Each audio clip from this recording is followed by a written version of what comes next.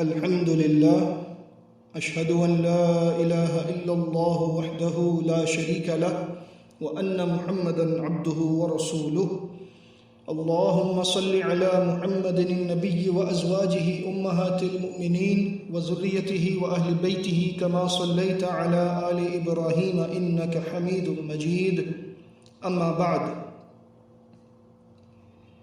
سلامتی کے راستے یہ عنوان رمضان المبارک کے اصلاحی بیانات کے سلسلے میں آپ سن رہے ہیں۔ ہم حدیث معاذ بن جبل رضی اللہ تعالی عنہ پر بات کر رہے تھے کہ انہوں نے اللہ کے نبی صلی اللہ علیہ وسلم سے یہ سوال کیا تھا، جو حدیث ترمذی اور ابن ماجہ کے حوالے سے صحیح سند کے ساتھ آپ کے سامنے پیش کی گئی تھی کہ یا رسول اللہ اخبرنی بعمل یدخلنی الجنہ ویباعدنی عن النار، اے اللہ کے رسول صلی اللہ علیہ وسلم مجھے ایسے عمل کی خبر دیجئے جو مجھے جنت میں داخل کر دے اور جہنم کی آگ سے مجھے دور کر دے۔ جہنم کی آگ سے بچ جانا اور جنت میں داخل ہو جانا در حقیقت یہ سب سے بڑی کامیابی ہے، جیسا کہ سورہ آل عمران میں اللہ رب العزت نے آیت نمبر 185 میں فرمایا، اعوذ باللہ السمیع العلیم من الشیطان الرجیم من ہمزہ ونفخہ ونفثہ کل نفس ذائقۃ الموت وانما توفون اجورکم یوم القیامہ فمن زحزح عن النار وادخل الجنة فقد فاز وما الحیاۃ الدنیا الا متاع الغرور۔ ہر نفس کو موت کا مزہ چکھنا ہے، موت سے کوئی متنفس نہیں بھاگ سکتا، اور پھر قیامت کے دن تم سب کو پورا بدلہ دیا جائے گا۔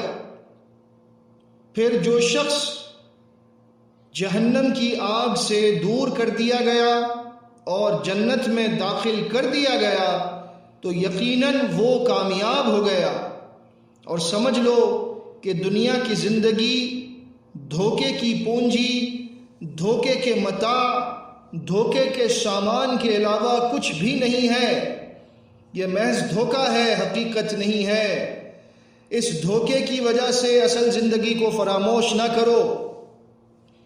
معلوم ہوا کہ جنت میں جسے داخل کر دیا گیا اور جہنم سے دور کر دیا گیا وہی دراصل کامیاب ہے، اور یہی سوال معاذ بن جبل رضی اللہ تعالی عنہ نے کیا تھا۔ سورۃ الکہف میں اللہ رب العزت نے اس مضمون کو ان الفاظ میں بیان فرمایا ہے۔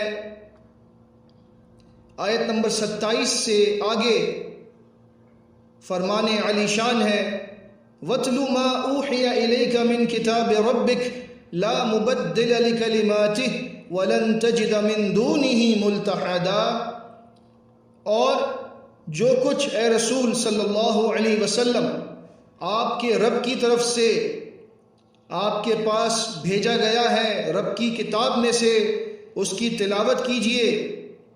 اللہ کے کلمات کو کوئی بدل نہیں سکتا، اور اللہ کے سوا آپ کو کوئی جائے پناہ نہیں مل سکتی۔ اللہ کی پناہ میں آ جانا ہی بندے کے لیے سب سے بہتر ہے۔ آج آپ دیکھ لیجئے، ایک مومن کی، ایک مسلم کی پناہ گاہ مسجد ہوا کرتی ہے۔ آج ہم اس قدر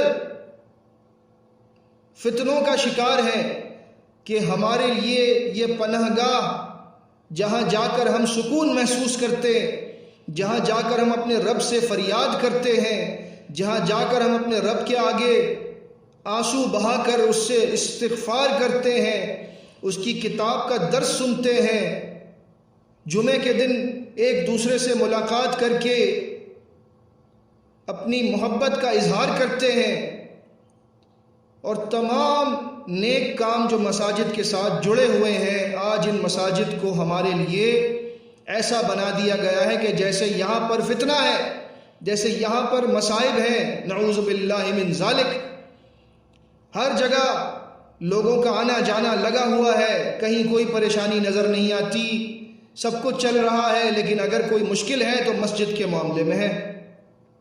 یہ سب کیا ہے؟ یہ فتنے ہیں جن سے ہم اس وقت گزر رہے ہیں، لیکن ہم ان باتوں کو سمجھ نہیں پا رہے۔ لہذا اللہ کے علاوہ کوئی پناہ گاہ نہیں ہے۔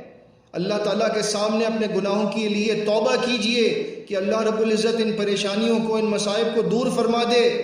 کہ رمضان کا مہینہ جو مسجد سے ہمیں جوڑ دیا کرتا تھا، قرآن سے جوڑ دیا کرتا تھا، آج اس مبارک مہینے میں بھی ہمیں مساجد سے دور رکھا گیا ہے۔ کیا ہے؟ ہمارے اپنے اعمال ہیں، اور اسلام کو ڈھا دینے کی کوششیں کی جا رہی ہیں۔ اللہ رب العزت اپنے دین کی حفاظت فرمائے اور اپنے بندوں کی حفاظت فرمائے۔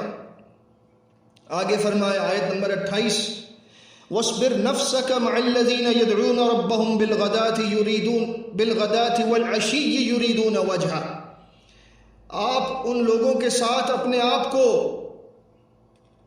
مصروف عمل رکھیں، اپنے آپ کو ان کی صحبت میں ہر وقت رکھیں کہ جو اپنے رب کو صبح اور شام پکارتے ہیں اور اس کی خوشنودی کے متلاشی ہیں۔ وَلَا تَعْدُ عَيْنَاكَ عَنْهُمْ، اور اپنی آنکھوں کو ان کی طرف سے نہ پھیریں۔ کیا مطلب ہے؟ جو لوگ دین کے طالب ہیں، جو لوگ دین کی تڑپ رکھتے ہیں، جو صبح اور شام اللہ کو یاد کرتے ہیں، ان کی دوستی بندے کو عزیز ہونی چاہیے، ان سے چہرہ اپنا نہیں پھیرنا چاہیے۔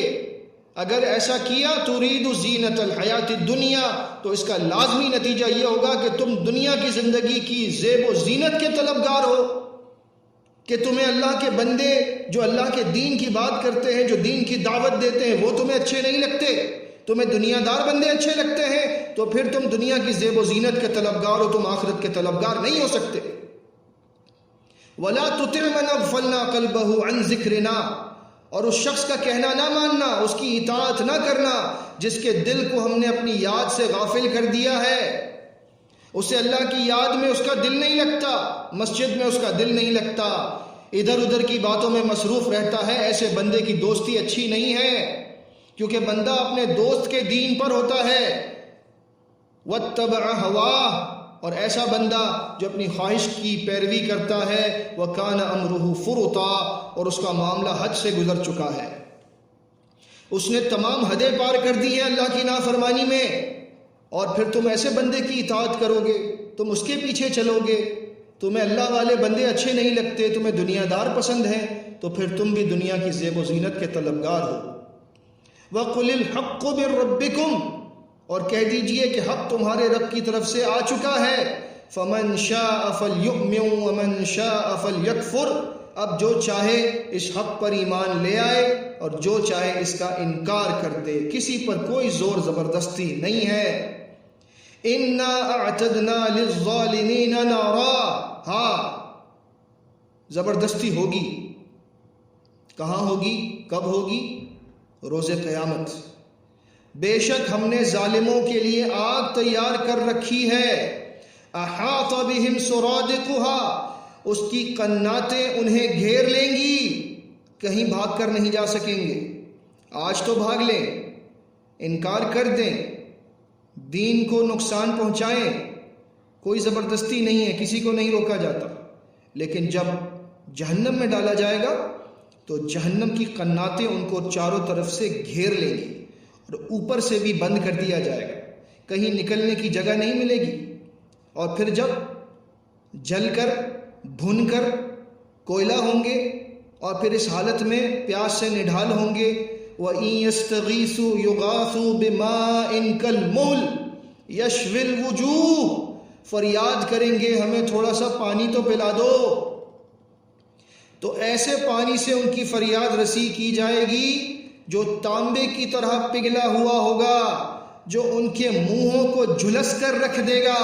اس پانی کو پئیں گے تو ان کا اپنا منہ جل جائے گا، جھلس جائے گا۔ بئس الشراب، کتنا ہی برا پینے کا وہ پانی ہوگا، والساعۃ مرتفقہ، اور کتنا ہی برا یہ انجام ہے، کتنی بری یہ آرام گاہ ہے جس میں انہیں ڈال دیا جائے گا اور وہاں پر انہیں ہمیشہ ہمیشہ کے لیے رکھا جائے گا۔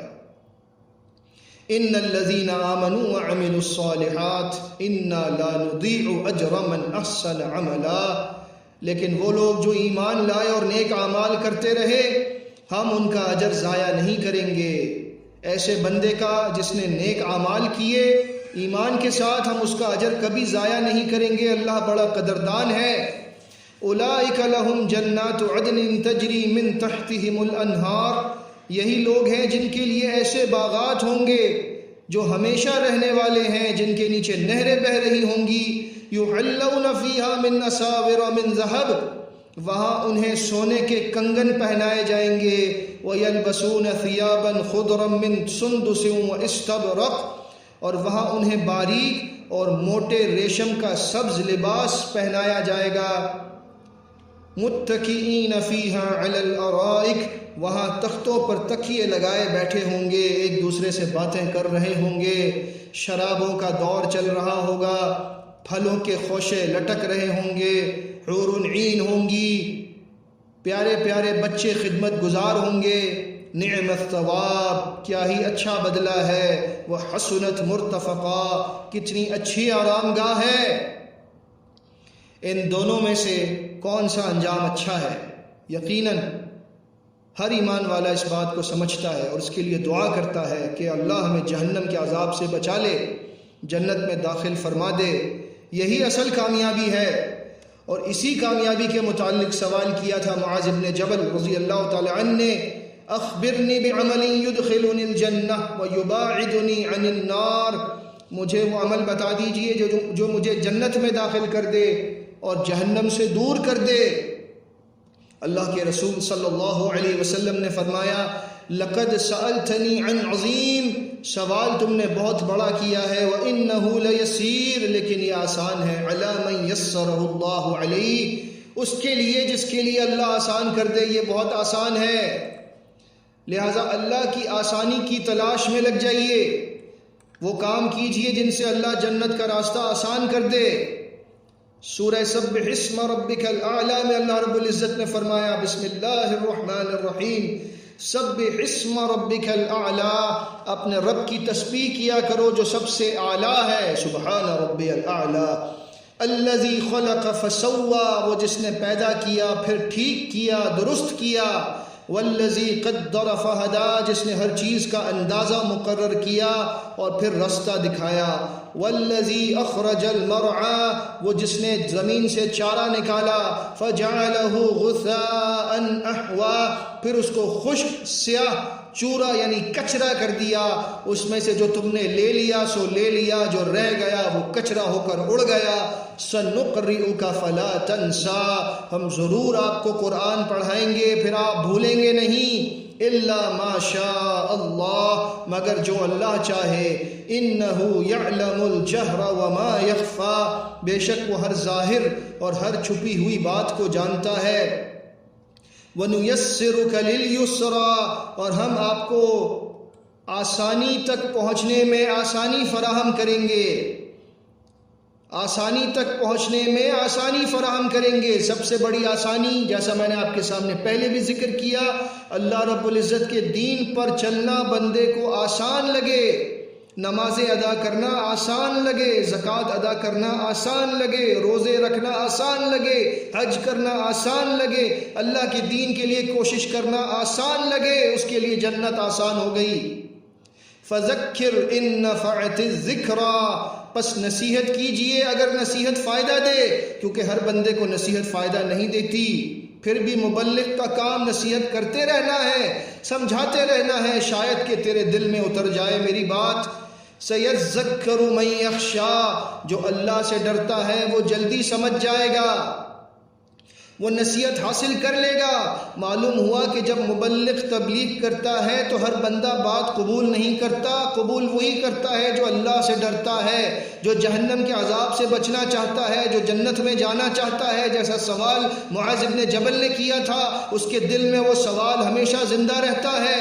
وَيَتَجَنَّبُهَا الْأَشْقَىٰ، اور اس نصیحت سے صرف وہی دور رہے گا، اجتناب کرے گا اس سے، اسے سننا نہیں چاہے گا، جو بڑا بدبخت ہے، بڑا بد نصیب ہے، شقی ہے۔ وہ بندہ اس سے دور رہے گا۔ الذی یصلی النار الکبریٰ، وہ جس کا حال یہ ہوگا کہ وہ بڑی آگ میں داخل کیا جائے گا۔ ثم لا يموت فیہا ولا یحیا، پھر اس میں نہ مر سکے گا نہ اس میں جی سکے گا۔ زندگی بھی نہیں چاہتا ہوگا لیکن زندہ رہنا پڑے گا، موت کی دعائیں کرے گا لیکن موت نہیں آئے گی، ہر طرف سے موت آتی نظر تو آئے گی لیکن اس کی اپنی موت نہیں آئے گی، کیونکہ اس نے اپنی زندگی اپنی مرضی کے ساتھ گزاری تھی، اللہ کے دین کو ٹھکرا کر گزاری تھی، اللہ کے دین کی طرف بلانے والوں کی تذلیل کر کے گزاری تھی۔ قد افلح من تزکا، بے شک فلاح وہی پا سکتا ہے جو پاک ہو گیا، اور پاک کیسے ہوگا؟ وذکر اسم ربہ فصلی، جس نے اپنے رب کا نام یاد رکھا اور نمازوں کی پابندی کرتا رہا۔ ناکام کون ہوگا؟ بل تؤثرون الحیات الدنیا، تم تو دنیا کی زندگی کو ترجیح دیتے ہو، دنیا داروں کی دوستی تمہیں عزیز ہے، دنیا کا مال اکٹھا کرنا تمہیں عزیز ہے۔ والآخرۃ خیر وابقی، جبکہ آخرت بہتر ہے اور ہمیشہ باقی رہنے والی ہے۔ آخرت کے طلبگار بن جاؤ اور آخرت کے طلبگاروں کی دوستی اختیار کرو۔ ان ھذا لفی الصحف الاولی، بے شک یہی وہ تعلیم ہے جو گزشتہ صحیفوں میں بھی موجود تھی۔ صحف ابراہیم و موسیٰ، یعنی ابراہیم علیہ السلام اور موسیٰ علیہ السلام کے صحیفوں میں یہی تعلیم موجود تھی کہ کامیاب وہ ہوگا جو اپنا تزکیہ کرے گا، اپنے نفس کو پاک کرے گا، اپنے رب کو یاد رکھے گا، نماز کا پابند رہے گا، اور تم دنیا کی زندگی کو ترجیح نہ دو کیونکہ آخرت بہتر ہے اور باقی رہنے والی ہے۔ یہی وہ سوال ہے جو معاذ بن جبل رضی اللہ تعالی عنہ نے کیا تھا، مجھے وہ اعمال بتا دیجئے جو جنت کے قریب کر دیں، جہنم سے دور کر دیں۔ اللہ رب العزت ہمیں عمل کرنے کی توفیق عطا فرمائے۔ اب ہم اس کے بعد اللہ کے رسول صلی اللہ علیہ وسلم کا فرمان، جس میں آپ نے وضاحت فرما دی کہ جنت کے قریب کر دینے والے، جہنم سے دور کر دینے والے اعمال کون کون سے ہیں، اللہ ہمیں ان اعمال کو سمجھنے اور ان کے مطابق عمل کرنے کی توفیق عطا فرمائے۔ وما علینا الا البلاغ المبین۔